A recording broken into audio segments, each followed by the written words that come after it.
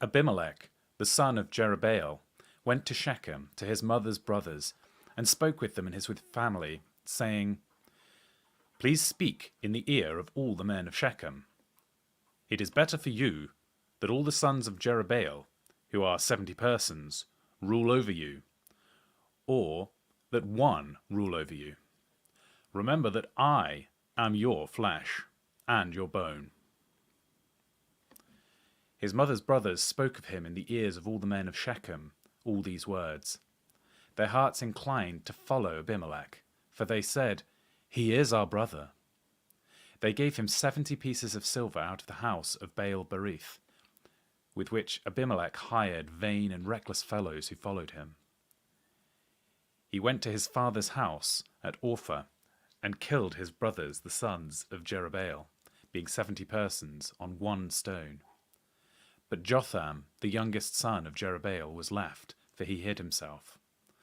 All the men of Shechem assembled themselves together with the house of Milo, and went and made Abimelech king by the oak of the pillar that was in Shechem.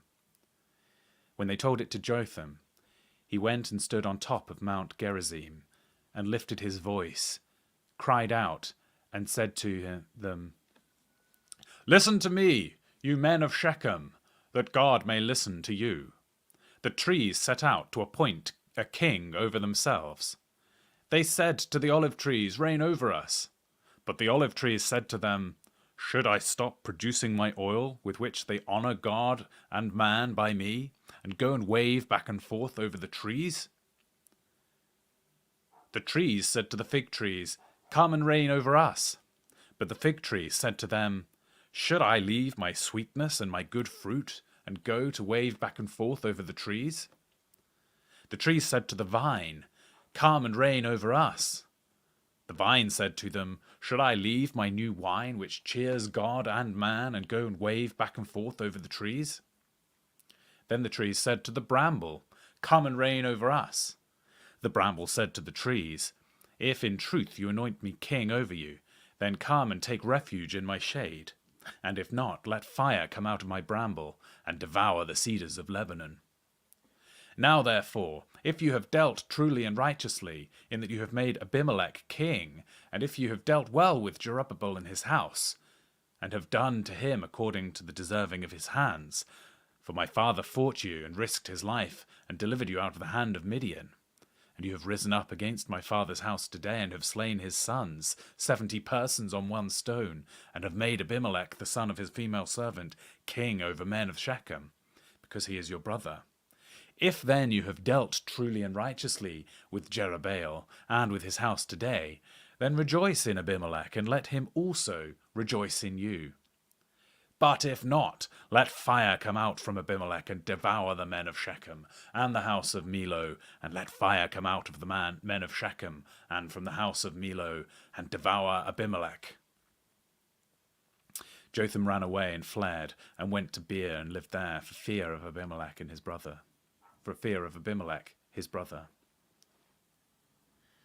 Abimelech was prince over Israel for 3 years. Then God sent out an evil spirit between Abimelech and the men of Shechem, and the men of Shechem dealt treacherously with Abimelech, that the violence done to the 70 sons of Jerubbaal might come, and that their blood might be laid on Abimelech their brother, who killed them, and on the men of Shechem, who strengthened his hand to kill his brothers. The men of Shechem set an ambush for him on tops of the mountains, and they robbed all who came along that way by them, and Abimelech was told about it. Gaal, the son of Ebed, came with his brothers and went over to Shechem, and the men of Shechem put their trust in him. They went out into the field, harvested their vineyards, trod their grapes, celebrated, and went into the house of their God, and ate and drank, and cursed Abimelech. Gaal, the son of Ebed, said, Who is Abimelech, and who is Shechem, that we should serve him? Isn't he son of Jerubbaal? Isn't Zebul his officer? Serve the men of Hamor, the house of Shechem, but why should we serve him? I wish that this people were under my hand, then I would remove Abimelech. He said to Abimelech, Increase your army, and come out. When Zebul, the ruler of the city, heard the words of Gaal, the son of Ebed, his anger burned. He sent messengers to Abimelech craftily, saying, Behold, Gaal, the son of Ebed, and his brother have come to Shechem, and behold, they incite the city against you. Now therefore go up by night, you and the people who are with you, and lie in wait in the field. It shall be that in the morning, as soon as the sun is up, you shall rise early and rush on the city. Behold, when he and the people who are with him come out against you, then you may do to them as you shall find occasion. Abimelech rose up, and all the people who were with him. By night they laid in wait against Shechem in 4 companies. Gaal the son of Ebed went out, and stood in the entrance of the city. Abimelech rose up, and the people who were with him, from the ambush. When Gaal saw the people, he said to Zebul, Behold, people are coming down from the tops of the mountains. Zebul said to him, You see the shadows of the mountains, as if they were men. Gaal spoke again and said, Behold, people are coming down by the middle of the land, and one company comes by way of the oak of Manoa. Then Zebul said to him, Now where is your mouth, that you said, Who is Abimelech, that we should serve him? Isn't this the people that you have despised? Please go out now and fight with them. Gaal went out before the men of Shechem and fought with Abimelech. Abimelech chased him, and he fled before him, and many wounded, even to the entrance of the gate. Abimelech lived at Arumah, and Zebul drove out Gaal and his brothers, that they should not dwell in Shechem. On the next day the people went out into the field, and they told Abimelech. He told the people and divided them into 3 companies, and laid wait in the field. And he looked, and behold, the people came out of the city. So he rose up against them and struck them. Abimelech and the companies that were with them rushed forward and stood in the entrance of the gate of the city, and the 2 companies rushed on all who were in the field, and struck them. Abimelech fought against the city all that day, and he took the city and killed the people in it. He beat down the city and sowed it with salt. When all the men of the tower of Shechem heard it, they entered into the stronghold of the house of El-Berith. Abimelech was told that all the men near the tower of Shechem were gathered together. Abimelech went up on Mount Zalmon, him and all the people who were with him. And Abimelech took an axe in his hand and cut down a bough from the trees, and took it up and laid it on his shoulder. Then he said to the people who were with him, What have you seen me do? Make haste, and do as I have done. All the people likewise, each cut down his bow, followed Abimelech, and put them at the base of the stronghold, and set the stronghold on fire over them, so that all the people of the tower of Shechem died also, about 1,000 men and women. Then Abimelech went to Thebes, and encamped against Thebes, and took it. But there was a strong tower within the city, and all the men and women of the city fled there, and shut themselves in it, and went to the roof of the tower. Abimelech went to the tower, and fought against it, and came near to the door of the tower to burn it with fire. A certain woman cast an upper millstone on Abimelech's head, and broke his skull. Then he called hastily to the young man, his armor-bearer, and said to him, Draw your sword and kill me, that men not say of me, A woman killed him. His young man thrust him through, and he died. When the men of Israel saw that Abimelech was dead, they each departed to his place. Thus God repaid the wickedness of Abimelech which he did to his father in killing his 70 brothers. And God repaid all the wickedness of the men of Shechem on their heads, and the curse of Jotham, the son of Jerubbaal, came on them.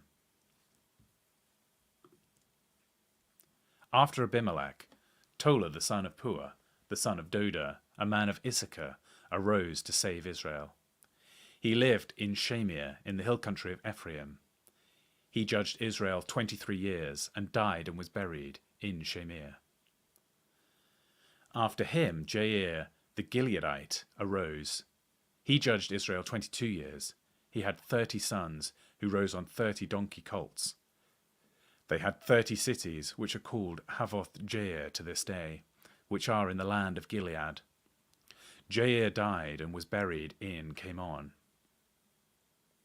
The children of Israel did that which was evil in Yahweh's sight, and served the Baals, the Ashtaroth, the god of Syria, the gods of Sidon, the gods of Moab, the gods of the children of Ammon, and the gods of the Philistines. They abandoned Yahweh and didn't serve him.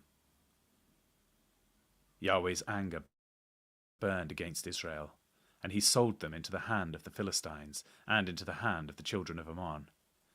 They troubled and oppressed the children of Israel that year. For 18 years they oppressed all the children of Israel who were beyond the Jordan in the land of the Amorites, which is in Gilead. The children of Ammon passed over the Jordan to fight also against Judah and against Benjamin and against the house of Ephraim, so that Israel was very distressed. The children of Israel cried to Yahweh, saying, "We have sinned against you, even because we have forsaken our God and have served the Baals." Yahweh said to the children of Israel, "Didn't I save you from the Egyptians and from the Amorites, from the children of Ammon, and from the Philistines? The Sidonians also, and the Amalekites, and the Manoans oppressed you, and you cried to me, and I saved you out of their hand. Yet you have forsaken me and served other gods. Therefore I will serve you, I will save you no more. Go and cry to the gods which you have chosen. Let them save you in the time of your distress." The children of Israel said to Yahweh, "We have sinned. Do to us whatever seems good to you. Only deliver us, please, today." They put away the foreign gods from among them and served Yahweh, and his soul was grieved for the misery of Israel. Then the children of Ammon were gathered together and encamped in Gilead. The children of Israel assembled themselves together and encamped in Mizpah. The people, the princes of Gilead, said to one another, "Who is this man who will begin to fight against the children of Ammon? He shall be head over all the inhabitants of Gilead." Now Jephthah the Gileadite, was a mighty man of valor. He was the son of a prostitute. Gilead became the father of Jephthah. Gilead's wife bore him sons. When his wife's son grew up, they drove Jephthah out. "You will not inherit our father's house, for you are son of another woman."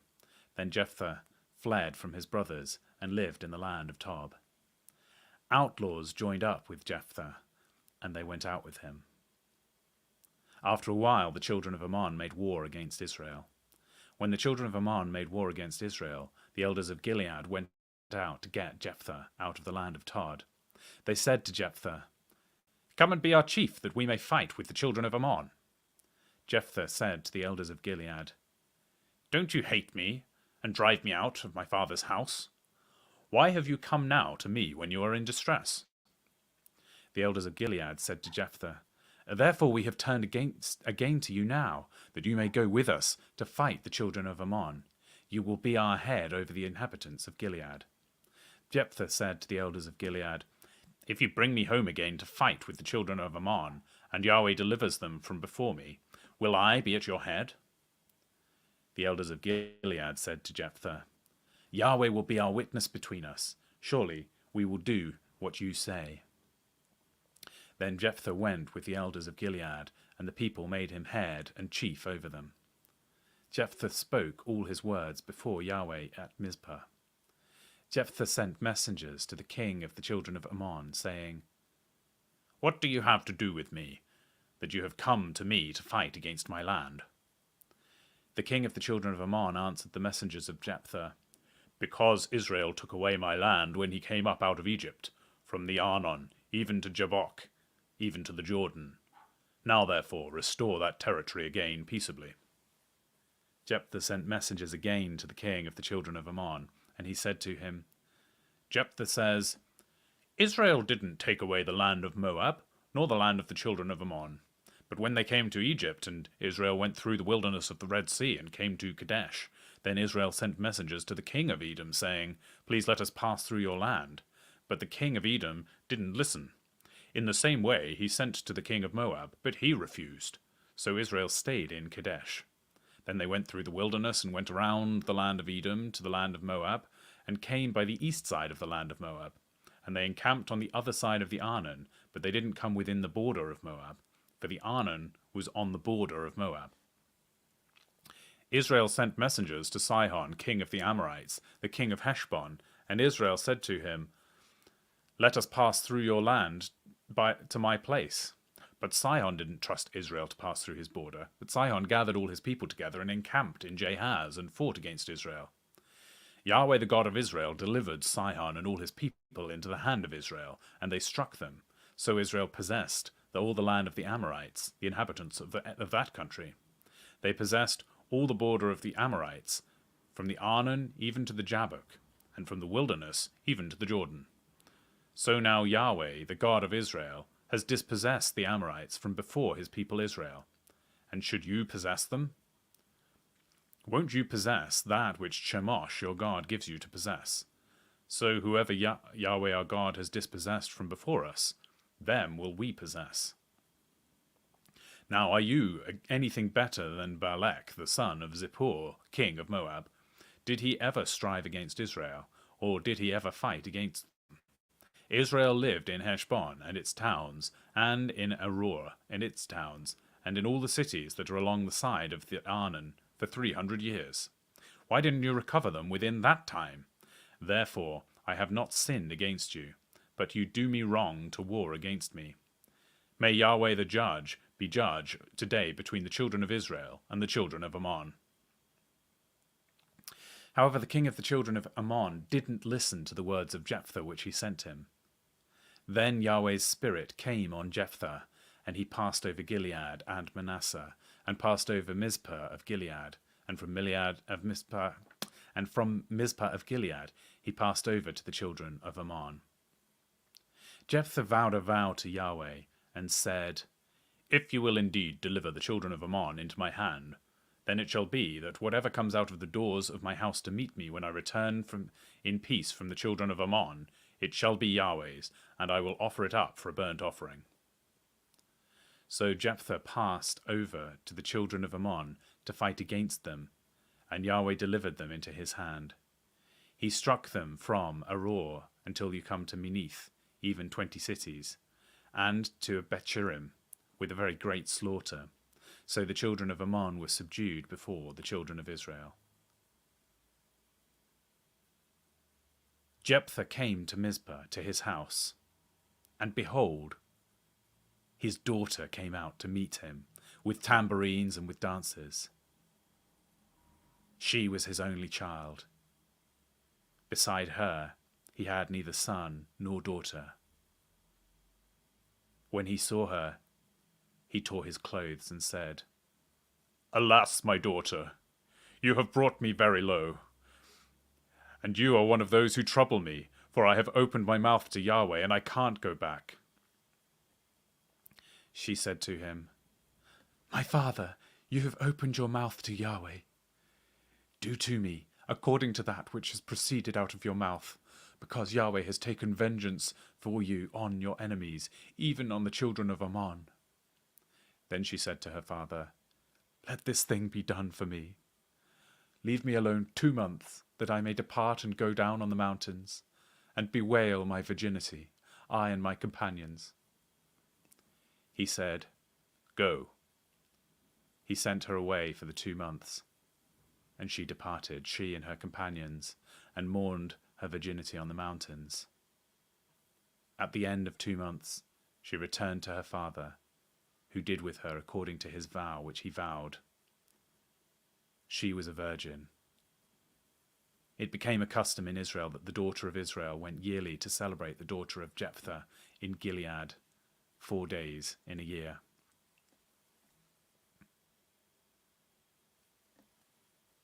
The men of Ephraim were gathered together and passed northward, and they said to Jephthah, "Why did you pass over to fight against the children of Ammon, and didn't call us to go with you? We will burn your house around you with fire." Jephthah said to them, "I and my people were at great strife with the children of Ammon, and when I called you, you didn't save me out of their hand. When I saw that you didn't save me, I put my life in my hand and passed over against the children of Ammon, and Yahweh delivered them into my hand. Why then have you come up to me today to fight against me?" Then Jephthah gathered together all the men of Gilead and fought with Ephraim. The men of Gilead struck Ephraim because they said, "You are a fugitive in Ephraim, you Gileadites, in the middle of Ephraim, in the middle of Manasseh." The Gileadites took the fords of the Jordan against the Ephraimites. Whenever a fugitive of Ephraim said, "Let me go over," the men of Gilead said to him, "Are you an Ephraimite?" If he said, "No," they said to him, "Now say Shibboleth." And he said Shibboleth, because he couldn't manage to pronounce it correctly. Then they seized him and killed him at the fords of the Jordan. At that time 42,000 of Ephraim fell. Jephthah judged Israel 6 years. Then Jephthah the Gileadite died and was buried in the cities of Gilead. After him, Ibzan of Bethlehem judged Israel. He had 30 sons. He sent his 30 daughters outside his clan, and he brought in 30 daughters from outside his clan for his sons. He judged Israel 7 years. Ibzan died and was buried at Bethlehem.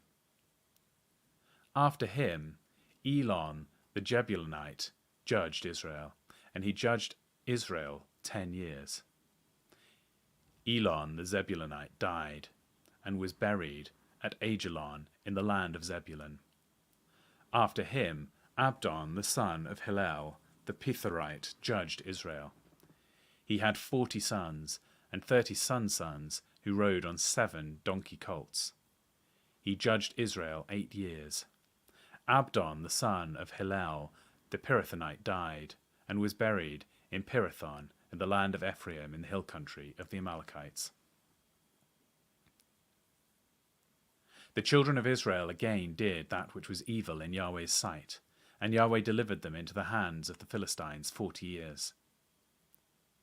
There was a certain man of Zorah of the family of the Danites, whose name was Manoa, and his wife was barren and childless. Yahweh's angel appeared to the woman and said to her, "See now, you are barren and childless, but you shall conceive and bear a son. Now therefore, please beware, and drink no wine nor strong drink, and don't eat any unclean thing. For behold, you shall conceive and give birth to a son. No razor shall come on his head, for the child shall be a Nazarite to God from the womb. He shall begin to save Israel out of the land of the Philistines." Then the woman came and told her husband, saying, "A man of God came to me, and his face was like the face of the angel of God, very awesome. I didn't ask him where he was from, neither did he tell me his name. But he said to me, 'Behold, you shall conceive and bear a son. Now drink no wine nor strong drink. Don't eat any unclean thing, for the child shall be a Nazarite to God from the womb to the day of his death.' Then Manoah entreated Yahweh and said, 'O Lord, please let the man of God whom you sent come again to us, and teach us what we should do to the child who shall be born.' God listened to the voice of Manoah, and the angel of God came again to the woman as she sat in the field. But Manoah, her husband, wasn't with her. The woman hurried and ran and told her husband, saying, 'Behold, the man who came to me that day has appeared to me.' Manoah arose and followed his wife, and came to the man and said to him, 'Are you the man who spoke to my wife?' He said, 'I am.' Manoah said, 'Now let your words happen. What shall the child's way of life and mission be?' Yahweh's angel said to Manoah, 'Of all that I said to the woman, let her beware. She may not eat of anything that comes of the vine, neither let her drink wine or strong drink, nor eat any unclean thing. Let her observe all that I commanded her. Manoah said to Yahweh's angel, "Please stay with us, that we may make a young goat ready for you." Yahweh's angel said to Manoah, "Though you detain me, I won't eat your bread. If you will prepare a burnt offering, you must offer it to Yahweh." For Manoah didn't know that he was Yahweh's angel. Manoah said to Yahweh's angel, "What is your name, that when your words happen we may honor you?" Yahweh's angel said to him, "Why do you ask about my name, since it is incomprehensible?" So Manoah took the young goat with the meal offering and offered it on the rock to Yahweh. Then the angel did an amazing thing as Manoah and his wife watched. For when the flame went up toward the sky from off the altar, Yahweh's angel ascended in the flame of the altar. Manoah and his wife watched, and they fell on their face to the ground. But Yahweh's angel didn't appear to Manoah or to his wife any more. Then Manoah knew that he was Yahweh's angel. Manoah said to his wife, "We shall surely die, because we have seen God." But his wife said to him, "If Yahweh were pleased to kill us, he wouldn't have received a burnt offering and a meal offering at our hand, and he wouldn't have shown us all these things, nor would he have told us such things as these." The woman bore a son, and named him Samson.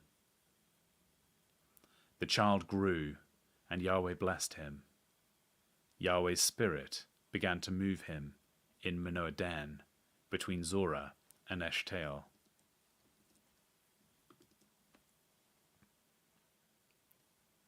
Samson went down to Timnah, and saw a woman in Timnah of the daughters of the Philistines. He came up and told his father and his mother, saying, "I have seen a woman in Timnah of the daughters of the Philistines. Now therefore, get her for me as my wife." Then his father and his mother said to him, "Isn't there a woman among your brothers' daughters, or among all my people, that you go and take a wife from the uncircumcised Philistines?" Samson said to his father, "Get her for me, for she pleases me well." But his father and his mother didn't know that it was of Yahweh, for he sought an occasion amongst the Philistines. Now at that time the Philistines ruled over Israel. Then Samson went down to Timnah with his father and his mother, and came to the vineyards of Timnah, and behold, a young lion roared at him. Yahweh's spirit came mightily on him, and he tore him as he would have torn a young goat with his bare hands. But he didn't tell his father or his mother what he had done. He went down and talked with the woman, and she pleased Samson well. After a while, he returned to take her, and he went over to see the carcass of the lion. And behold, there was a swarm of bees in the body of the lion, and honey. He took it in his hands, and went on eating it as he went. He came to his father and his mother, and gave it to them, and they ate, but he didn't tell them that what he had taken the honey out of the lion's body. His father went down to the woman, and Samson made a feast there for the young men used to do so. When he saw them, he brought 30 companions to be with him. Samson said to them, "Let me tell you a riddle now. If you can tell me the answer within 7 days of the feast, and find it out, then I will give you 30 linen garments and 30 changes of clothes. But if you can't tell me the answer, then you shall give me 30 linen garments and 30 changes of clothes." They said to him, "Tell us your riddle, that we may hear it." He said to them, "Out of the eater came out the food. Out of the strong came out sweetness." They couldn't in 3 days declare the riddle. On the 7th day, they said to Samson's wife, "Entice your husband that he may declare to us the riddle, lest we burn you and your father's house with fire. Haven't you called us? Have you just called us to impoverish us? Isn't that so?" Samson's wife wept before him and said, You just hate me and don't love me. You've told a riddle to the children of my people and haven't told it to me. He said to her, Behold, I haven't told my father or my mother, so why should I tell you? She wept before him the 7 days while their feast lasted, and on the 7th day he told her, because she pressed him severely, and she told the riddle to the children of her people. The men of the city said to him on the 7th day before the sun went down, What is sweeter than honey? What is stronger than a lion? He said to them, If you hadn't ploughed with my heifer, you wouldn't have found out my riddle. Yahweh's spirit came mightily on him, and he went down to Ashkelon and struck 30 men of them. He took their plunder and gave the changes of clothing to those who declared the riddle. His anger burned, and he went up to his father's house. But Samson's wife was given to his companion, who had been his friend. But after a while, in the time of the wheat harvest, Samson visited his wife with a young goat. He said, I will go into my wife's room. But her father wouldn't allow him to go in. Her father said, I most certainly thought that you utterly hated her. Therefore, I gave her to your companion. Isn't her younger sister more beautiful than she? Please take her instead. Samson said to them, This time I will be blameless in the case of the Philistines when I harm them. Samson went and caught 300 foxes, and took torches, and turned tail to tail, and put the torch in the middle of every 2 tails. When he had set the torches on fire, he let them go into the standing grain of the Philistines, and he burnt up both the shocks and the standing grain, and also the olive groves. Then the Philistines said, Who has done this? They said, Samson, the son-in-law of the Timnite, because he has taken his wife and given her to his companion. The Philistines came up and burned her and her father with fire. Samson said to them, If you behave like this, surely I will take revenge on you, and after that I will cease. He struck them hip and thigh with a great slaughter, and he went down and lived in the cave at Etam's rock. Then the Philistines went up, encamped in Judah, and spread themselves in Lehi. The men of Judah said, Why have you come up against us? They said, Why have you come to bind Samson and to do to him as he has done to us? Then 3,000 men of Judah went down to the cave at Etam's rock and said to Samson, Don't you know that the Philistines are rulers over us? Why then is this that you have done to us? He said to them, As they did to me, so I have done to them. They said to him, We have come to bind you that we may deliver you into the hands of the Philistines. Samson said to them, Swear to me that you will not attack me yourselves. They spoke to him, saying, No, we will but bind you securely and deliver you into their hands, but surely we will not kill you. They bound him with 2 new ropes and brought him from the rock. When he came to Lehi, the Philistines shouted as they met him. Then Yahweh's spirit came mightily on him, and the ropes that were on his arms became as flax that was burned with fire, and his bands dropped from his hands. He found a fresh jawbone of a donkey, and put his hand, took it, and struck 1,000 men with it. Samson said, With the jawbone of a donkey, heaps on heaps. With the jawbone of a donkey I have struck 1,000 men. When he had finished speaking, he threw the jawbone out of his hand, and that place was called Ramath Lehi. He was very thirsty, and called on Yahweh and said, You have given this great deliverance by the hand of your servant, and now I shall die of thirst and fall into the hands of the uncircumcised. But God split the hollow place that is Lehi, and water came out of it. When he had drunk, his spirit came again, and he revived. Therefore its name was called En-Hakkore, which is in Lehi to this day. He judged Israel 20 years in the days of the Philistines.